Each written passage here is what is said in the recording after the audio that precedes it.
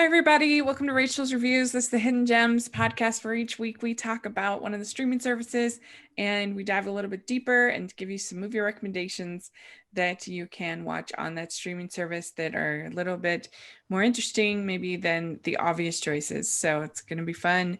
And today we are talking about HBO Max. This is our fourth episode that we've done on HBO Max.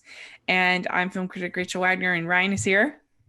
Hey Rachel, so great to be with you once again, and I've just been I've just been having a lot of fun as of lately, on my Ah, channel and just with you. I mean, as always, we had fun recording with Jennifer Chandler last night, doing the winter movie preview, but I'm sure you'll touch yeah. on that. And so yeah, I'm just everything's coming up roses and daffodils for me. But Well, I mean, I know that we still live in troubled times, so I'm just trying to keep that into some perspective because I know that I'm one of the lucky ones. So I just try to remain grateful and keep a steady head on my shoulders. Well, I'm so glad to hear it. Yeah, we had so much fun last night. It'll have actually had, by the time this airs, it will have already aired on Hallmark's podcast, the other network's Christmas preview that we recorded. And I'll put a link in the description if people want to go and listen to that. It was pretty fun. It's our final preview over there on Hallmark's podcast. We did the Lifetime preview, we did Hallmark Channel, Hallmark Movies and Mysteries preview, an Up Channel preview, and then finally everything else, just a grab bag. And so it was a lot of fun. I like doing those previews. They're a little bit more relaxed and just kind of being silly. And they're a lot of fun to do. So check that out. And I hope y'all are getting ready to have a fun Halloween. And it's interesting because we kind of planned this out to talk about the new witches today, but I feel like by the time Friday comes, that movie was already like old hat, like it's already played out. I don't know, but nevertheless, we're still going to talk about it. It's the latest adaptation of the Roald Dahl novel.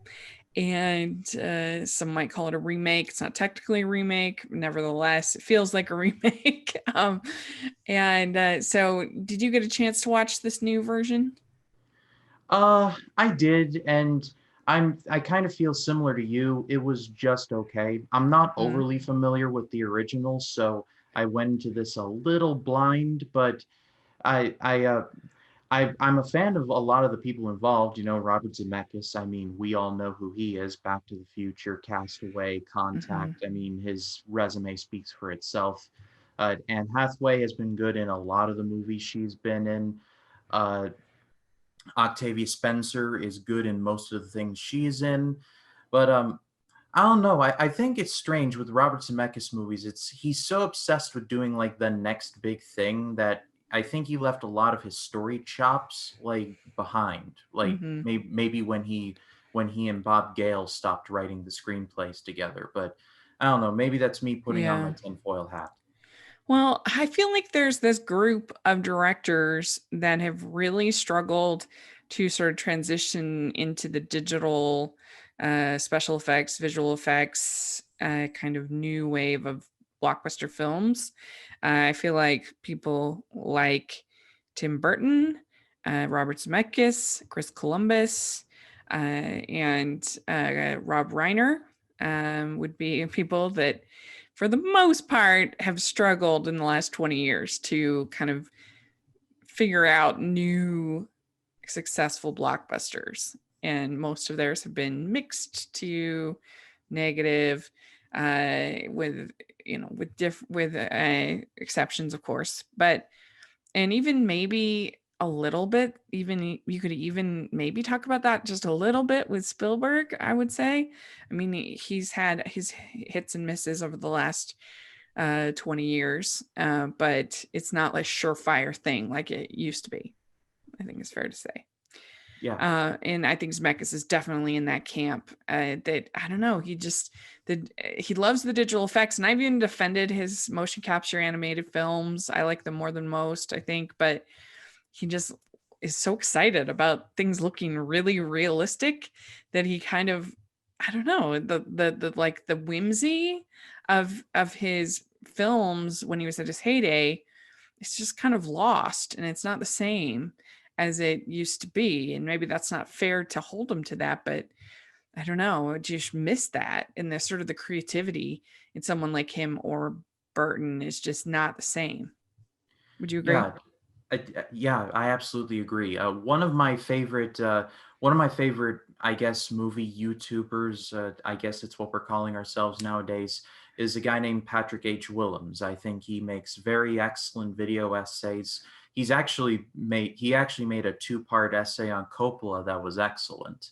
But earlier this year, he made a video on Robert Zemeckis and just charting like Robert Zemeckis' whole career from like I Want to Hold Your Hand and Back to the Future and just his really promising early days. And then the 80s where he just exploded. And then the 90s where he somehow got even bigger. And then he hit the 2000s and he directed The Polar Express, which I don't hate, but it's just a weird looking movie. That's all I'm saying. He made Beowulf, which, wow, that movie was just a whole bunch of choices. And Yeah. then he made A Christmas Carol for Disney, which was just okay.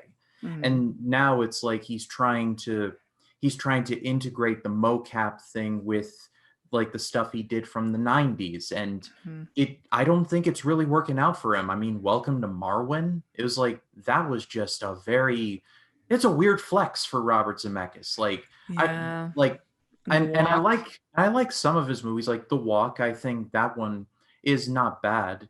I maybe that's because I'm a big Joseph Gordon-Levitt fan, but I mean, when I was watching Welcome to Marwen, I was just sitting there like, okay, this is an attempt to tell a very serious story. Why are there dolls involved in this? And I get it, the whole story was about the guy trying to find himself through his dolls and his art installation. I get that. But it was a weird direction to go from this very serious moment directly into like something out of like it's like I don't know. It was just really bizarre. But Yeah. Zemeckis has just been lost for a very long time, and like we're not getting like the '90s Robert Zemeckis back Yeah. ever again. Yeah, and that's the case here with the witches. I did go fresh on it, but just barely. I think that it's fine for kids if you're looking for sort of I don't know, a fun enough experience, they'll enjoy it. But I don't know. I mean, I felt like almost everything that was scary about the original film isn't scary here. It's kind of explained, and that makes it less scary. And also, I felt like it took them forever to get to the mice and to get to that scene. And whereas the sort of the mystery and the suspense is in the original film, and I actually did watch that and then immediately watched this right after I rewatched it. And so I had the direct comparison back and forth, and the intrigue and the suspense and the mystery all happen right away with the original. And here you're waiting, waiting, waiting, and they do just some interesting stuff like dealing with his grief and him not wanting to eat, and Octavia Spencer is great, and I thought that worked. And I thought that Anne Hathaway was having a lot of fun. I enjoyed her performance, and it was just enough for me. I give it a 5.5 out of 10. So that's like barely, barely over. And I've even kind of gone back and forth, but I think if you're not attached to the original, you can watch this and it's fine. But it's certainly nothing. It's very forgettable. You're not going to remember this in a couple. I mean, the people have already forgotten it and it just came out. Yeah, literally. Yeah. Anyway, so that's our little review of The Witches. If you have seen The Witches and you want to comment about it, please do so in the comments section. Let us know your thoughts. I'll put a link to my review if you are interested in reading it. So let's move on to our picks for this week. So again, we're talking about HBO Max, and so we are doing we're doing 5 picks that are deeper cuts is the idea. And so, what is your first pick? So my first pick is this was originally released as two separate movies, but they're broken up in but it's one movie broken up into two parts. Don't ask me why, that was just how it was packaged. However, in subsequent years on physical media, it has been brought into one deluxe edition. However, this is presented in two parts on HBO Max, so I had to run it by you, Rachel, just to make sure if this counted as two entries or one. And thankfully, you cleared that it was one.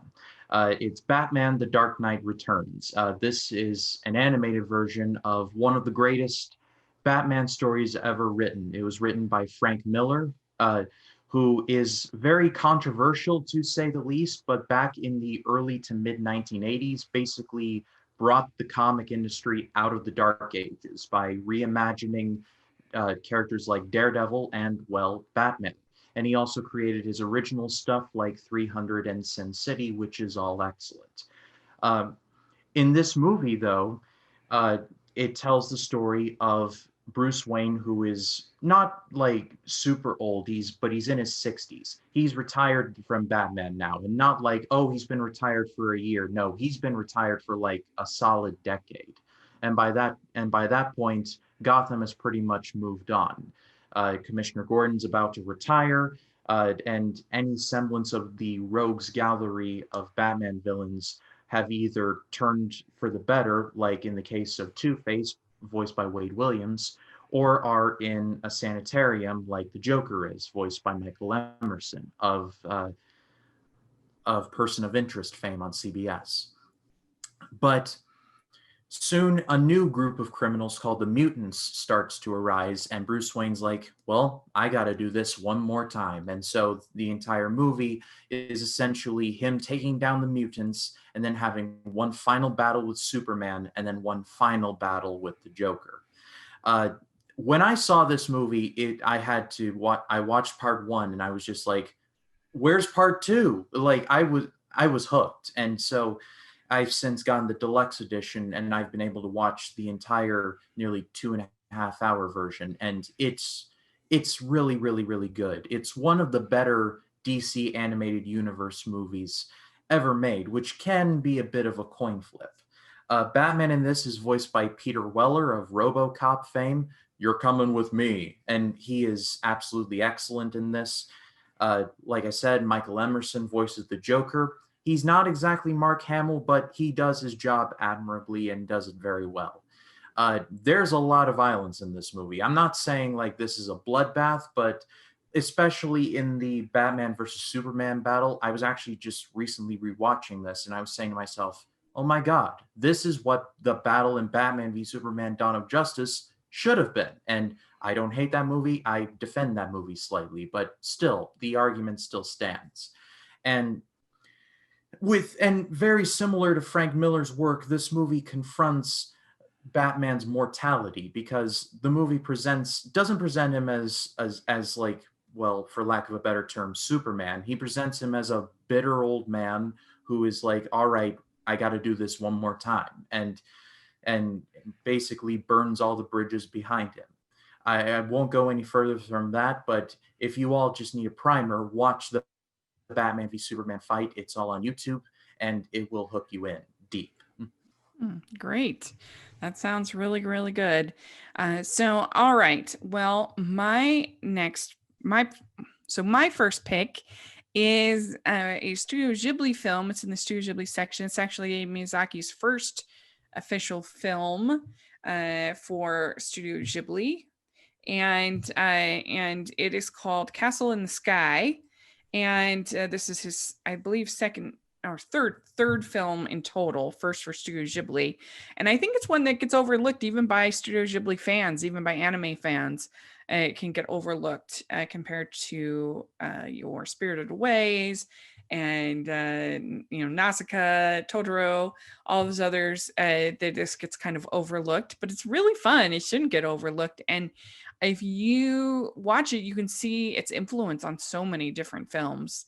Even I wouldn't be surprised if the design of K2SO and Rogue One was influenced by this movie.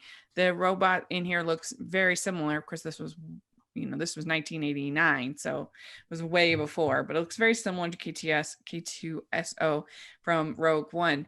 And also, if you look at Atlantis, The Lost Empire, very similar, except for this is better in almost every way, but very similar. Even the color of the kind of magic light or whatever is basically the same.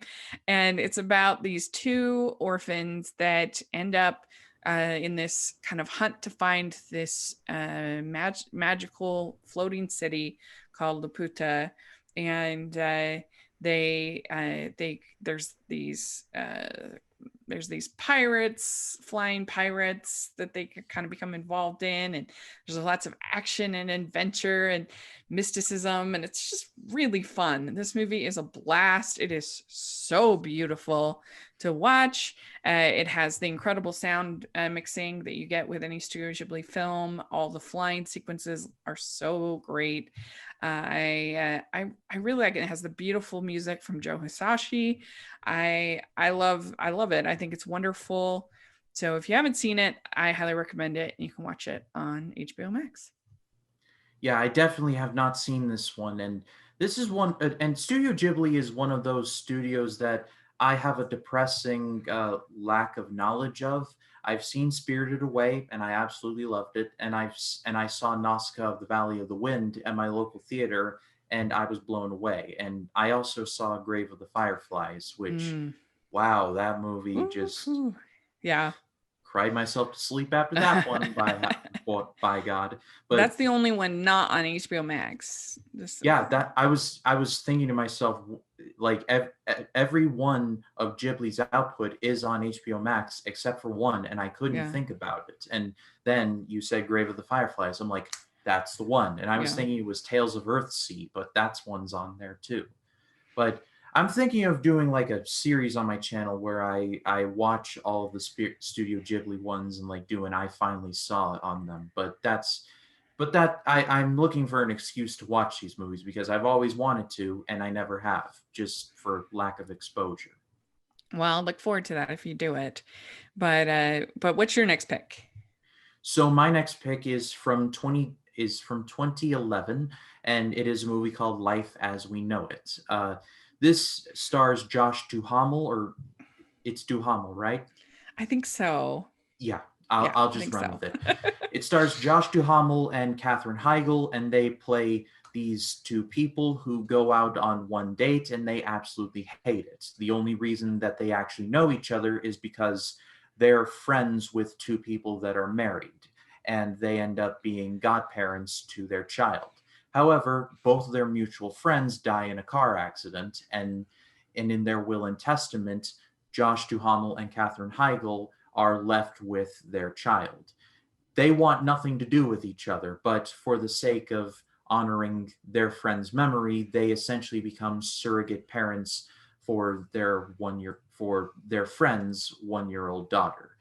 Uh, this is a very formulaic movie, and it has a lot of the standard jokes when it comes to two strangers now all of a sudden have a baby, and I'm sure you all are thinking of them in your head as I'm saying this. But what this movie lacks in originality makes up for in heart. This movie was directed by Greg Berlanti, who is the main creative force behind all the DC shows on the CW, and also directed Love, Simon, which has just gotten better for me as I've thought about it. And he creates a really heartwarming movie.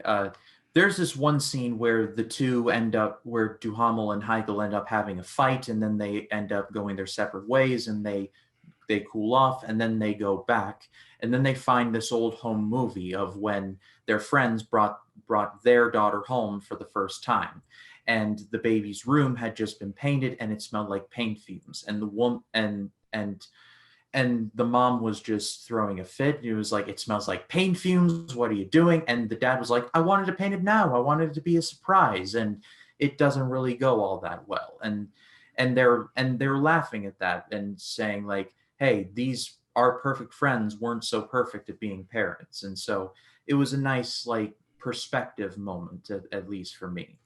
Uh, I'll Like I said, it's very straightforward. You know exactly what's going to happen, but the chemistry between Duhamel and Heigl is really good, and overall, I really did enjoy this movie. Mhm. I was really happy to see this on your list because I enjoy it. It's maybe a little bit kind of like a feature film Hallmark movie, a little bit, in just sort of the comforting kind of beats it hits, and the chemistry and the type of romance story. And I'm here for it. I really enjoyed it. I mean, I always love a good busybody matchmaker from beyond the grave kind of thing. I mean, I think people should be as intrusive in their wills as humanly possible in their friends' lives. I think that's a good plan. Um, but yeah, no, I like this one too. I think it's very sweet. So it's I was glad to see it on your list. So all right, well, my next pick is documentary, and it's called Bright Lights. And this is a documentary about Carrie Fisher and her mom, Debbie Reynolds. And it was released like 2 weeks or 3 weeks or something like that after they passed away. I mean, just by chance, because it was like it's so um, crazy, really, because that Carrie Fisher passed away just 5 days before her mother passed away. And knew, and there's something kind of poetic about that when they both were so close, and it's such a tight relationship, and you get to see them both talk about their careers and their lives in this documentary. And there's a lot of funny things, like it shows Carrie going off to a Comic-Con, and her talking about how, like, basically like doing the photo ops is kind of like giving the fans a lap dance. She calls it her lap dance. And I had to laugh because I've done one of those photos with Carrie, so it made me laugh. Um, and just delightful. And you gotta love both these performers. They're two of the best ever, and the things that they went through and the things they learned from. And it's not like trying to be super like hard hitting or whatever. It's just trying to talk about these women and their relationship in their lives. And so if you like that kind of thing, then I think you'll enjoy it. Yeah, every time I think about the fact that Carrie Fisher is the daughter of Debbie Reynolds from Singing in the Rain, it just is like that can't be possible because Mhm. it's like the two are like completely different people in terms of personalities. I mean, at least from the movies I've seen from them. And Debbie Reynolds is, the bubbly one who's very headstrong, and Carrie Fisher's like the gritty type. And Uh, it doesn't compute for me, but every time I'm like, nope, they're mother and daughter. And yes, I remember when I was actually walking around my neighborhood doing my nightly walk, and I remember hearing that news, and I was just like, wow, if that isn't poetic, then I just don't know what is. It's a mhm. sad poem, but it's a poem nonetheless. Yeah.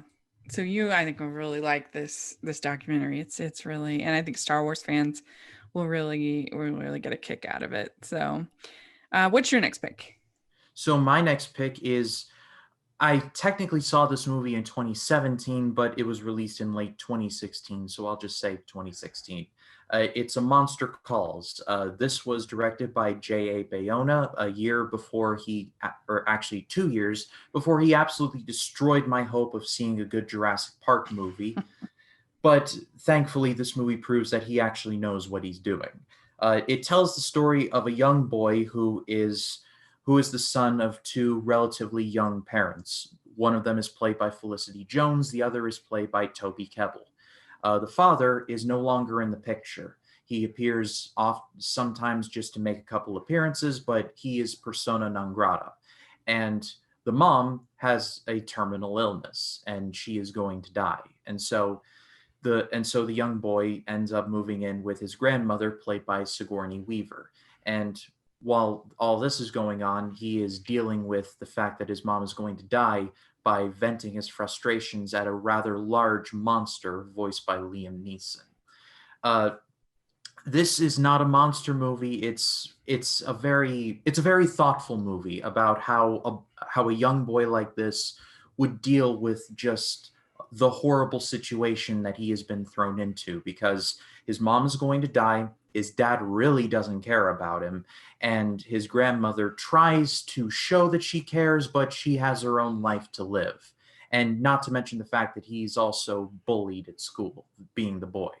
And so any outlet that he has is just yelling and talking to this monster, and just how he deals with this really terrible situation. It's really masterfully done stuff. The young boy is played by Lewis McDougall, who is a definite step up from when he was in that movie Pan.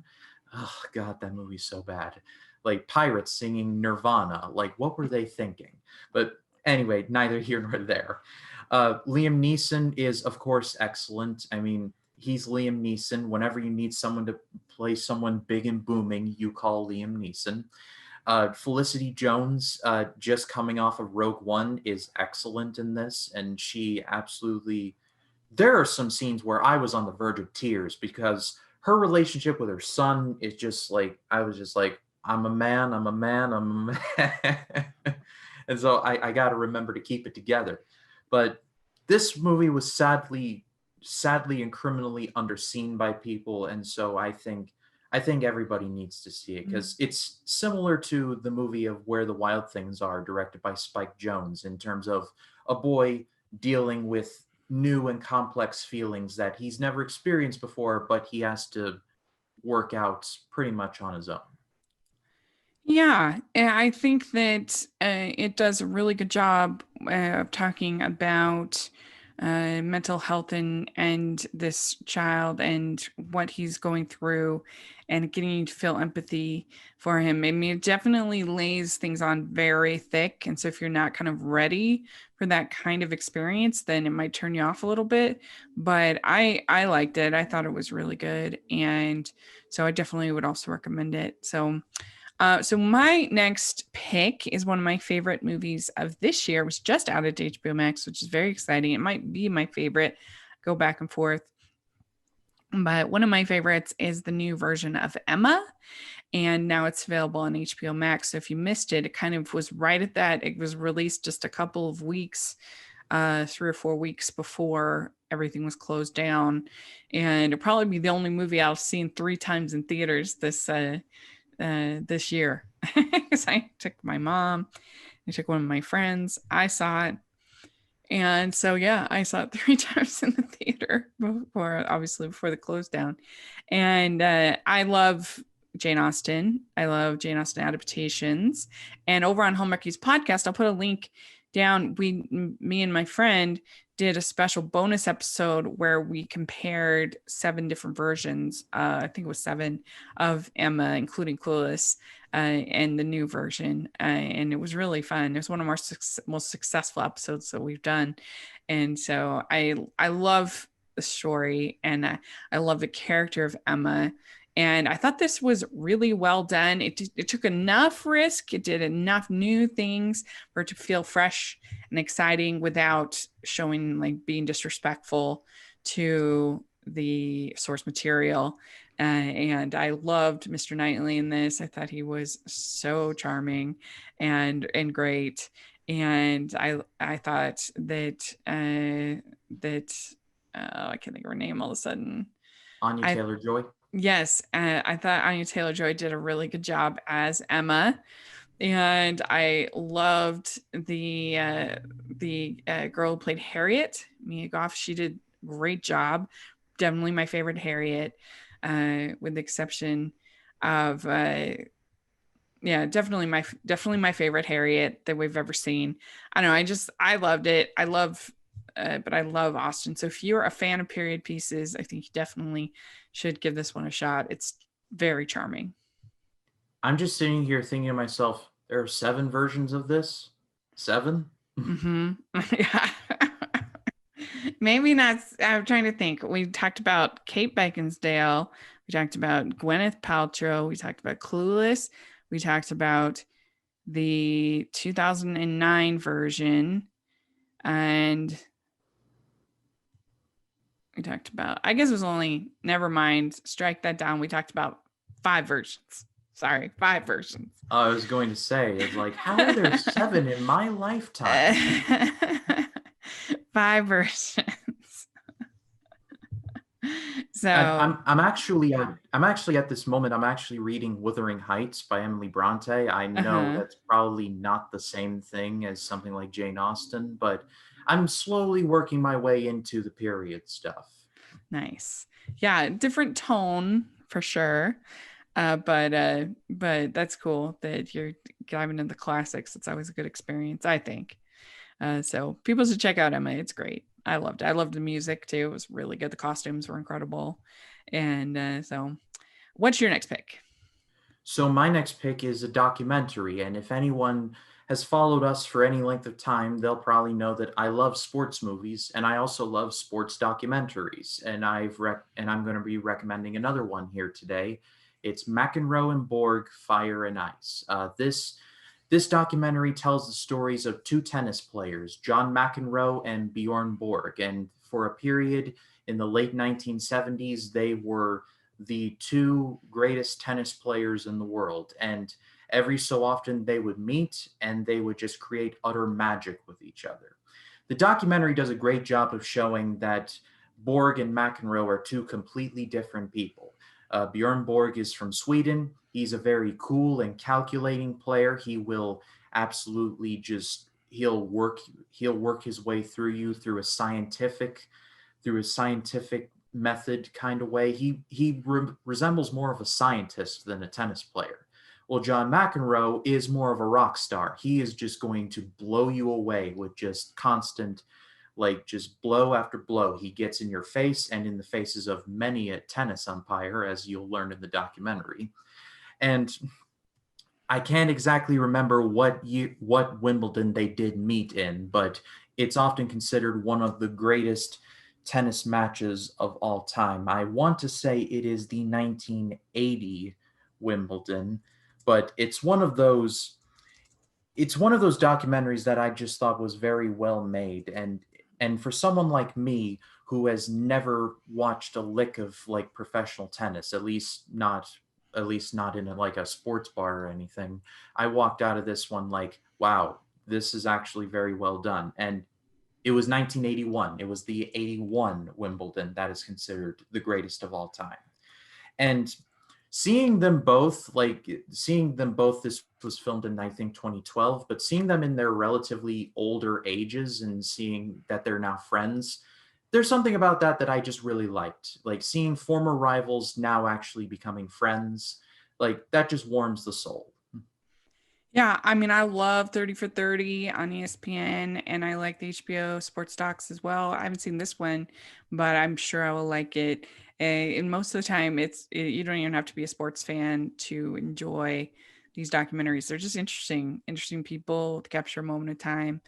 So I think that's a really good pick. My next pick is also a documentary.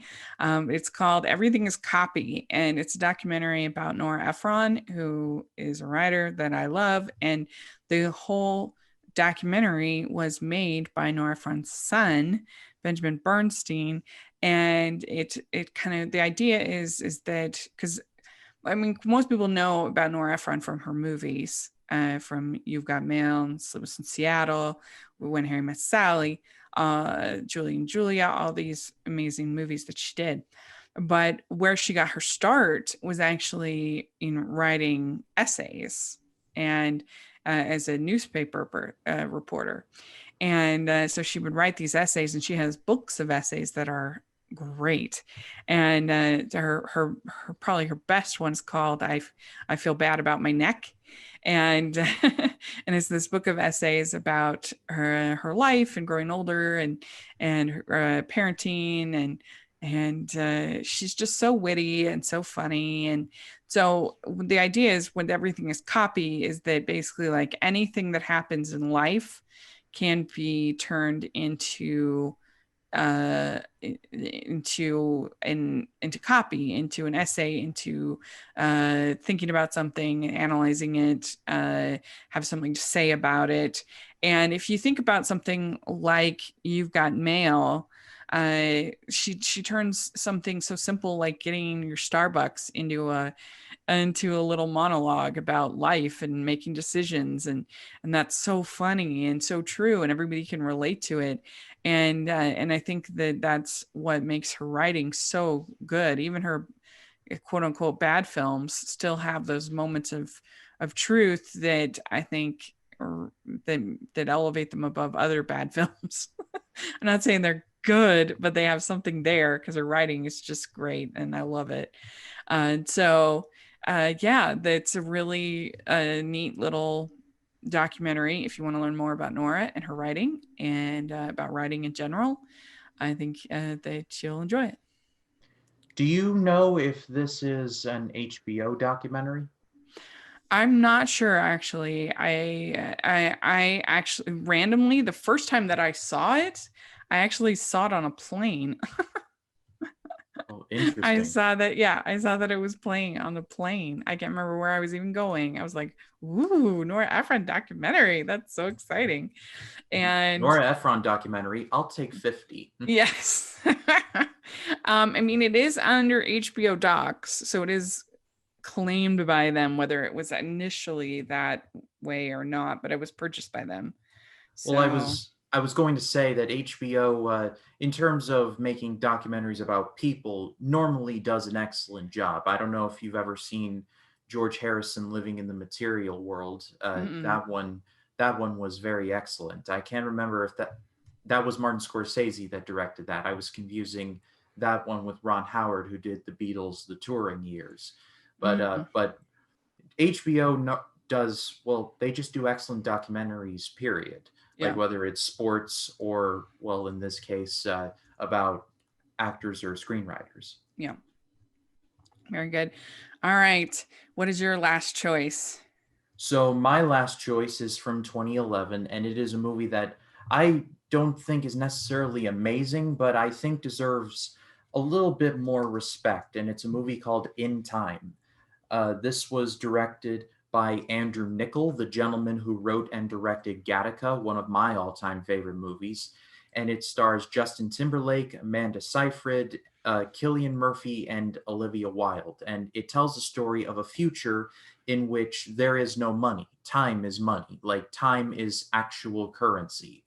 Uh, the human race is genetically altered to stop aging after 25, and then after that they have a year left to live, and so they have to beg, borrow, steal, and barter their way just to get just a little bit more time. It's literally like the phrase "time is money." Justin Timberlake plays a character named Will, who has a mom who's played by Olivia Wilde, who, despite looking like Olivia Wilde, so smoking hot, she is in her 50s. But again, genetically aging has stopped her to look perpetually 25.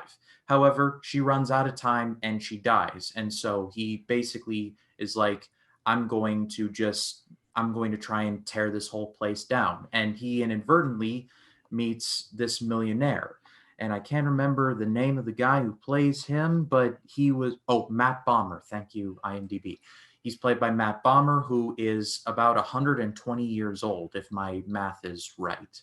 But again, he looks 25 and is sick of living. So in his final wish, he gives Justin Timberlake all of his time, which is roughly about 200 years, and then he ends up killing himself.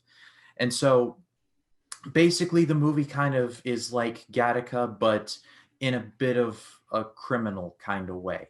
Uh, Will basically kind of turns into like a time thief version of Robin Hood, and he teams up with a girl named Sylvia, played by Amanda Seyfried, who is one of the privileged few. She has like thousands of years like to live. Like she'll basically live forever. But she falls in love with Will, and they together try and go and take everything down. When I first heard about this movie, I was like, Justin Timberlake in a movie? What is this? But Andrew Niccol makes really interesting movies about stuff that you would normally never really think about. Like in Gattaca, how everything down to your basic like skin cells could be used against you. And he does the Gattaca approach, but for time in the case of In Time. It's a very well acted movie. Timberlake is a surprisingly good actor. Amanda Seyfried's good. I can't hate any movie with Cillian Murphy. He's excellent in most of the things he's in. And whenever you see Olivia Wilde, she's good, and Matt Bomer's very few scenes are excellent. This is a movie that criminally underperformed at the box office, and I think it's smarter than the average bear. I think everyone should give it a shot. Hmm. Yeah, maybe I'll have to pick this one when we do our next follow up because I hadn't really heard a whole lot of good things about this movie, and I'm not the biggest sci-fi fan in general, and so I never saw it, and so but you've made a compelling case, and I love Gattaca, so I'll have to give it a shot. That sounds good. All right. My last pick, I thought it was appropriate to pick something a little bit spooky with Halloween coming up. And so for my final choice, I picked one of my favorite haunted house movies that I've ever seen called The Others. And this is a tour de force by director and writer Alejandro Amenabar. Sorry if I say that wrong. But he was pretty incredible. He wrote, he directed it, and he even did the music. So it's kind of a one-man show, this movie.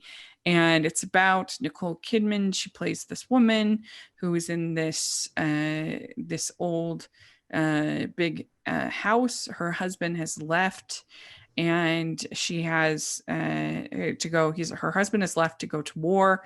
She has these two children, and they are photo sensitive, so they can't go. They can only come out at night, and so she's convinced that the house is haunted.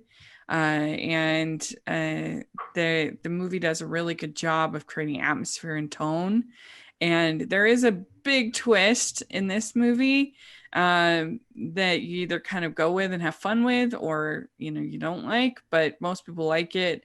I think it's not dependent upon the twist as far as enjoyment. I think you could still have it not be there and still enjoy just the creepiness and the tone and Nicole Kidman's really, really, really good performance. And it's again one of those horror movies that's got underlying themes of grief and loss and trauma, and even marriage and war. All those themes are in there.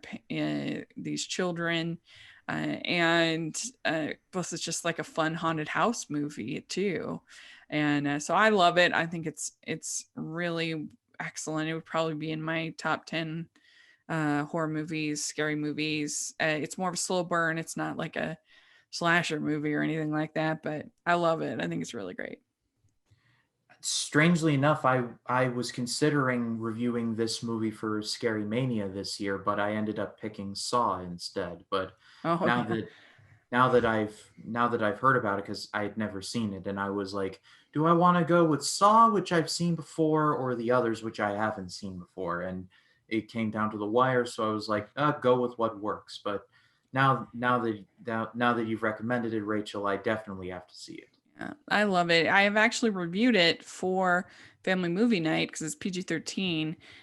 So if people want more of my thoughts, this was years ago that I did that. But if you want more of my thoughts, you can check that out. I'll put that in the description too. So it's a really good movie. So there we go. That is our suggestions for deeper cuts for hidden gems that you can watch on HBO Max. Let us know what you've been watching on HBO Max or any of the other streaming services. If you have suggestions for us, we'd love to hear in the comments section. And thank you so much, Ryan, for doing this. I really appreciate it. And where can people find you and your content? They can find me on Facebook, Twitter, Instagram, and Letterboxd at RyanCam20. And then, of course, there's my YouTube channel, just simply Ryan Cam. Scary Mania is going to be wrapping up here in the next couple of days. Today is a Monday, which means yesterday I released my episode for Silence of the Lambs. Today Mm. is going to be my episode for Sleepy Hollow. And then, or no, wait, actually, it's going to be Event Horizon. Tomorrow is going to be Sleepy Hollow. And then I'm going to wrap things up with Saw, The Ring, uh, Don't Breathe, Ooh. and Hereditary. And then once Scary Mania is wrapped up, I'm going to go back full force into the AFI project with Midnight Cowboy and Intolerance and Lord of the Rings and just a bunch of great movies I'm going to be talking about. And then, of course, The Mandalorian drops in a or wait, this is going to be dropping Friday, so The Mandalorian drops today, actually. So when this episode drops, my review for the first episode of The Mandalorian Season 2 will be out. So a lot of content coming y'all's way. If you all haven't subscribed, I humbly ask you to please do. I put a lot of time and effort into it. I'm very proud of it, and I hope you all come along for the ride with me. Yes, please subscribe. You'll love it. It's really good. And you can follow me at Rachel's Reviews, all over social media, iTunes, YouTube, and on Rotten Tomatoes. So check that out. And also make sure that you're following the Hallmarkies podcast. We are going to be having a ton of content this week with interviews and recaps and all kinds of fun stuff. So make sure that you are following us there and the preview show that we did. So tons going on over there. So thanks so much, and please like and like this video, subscribe to this channel, and consider becoming a patron. We really appreciate our patrons so much. And then we also have our merch store, which has tons of festive designs. So check that out. And thank you so much, everybody, and we'll talk to you all later. Bye, everyone. Bye.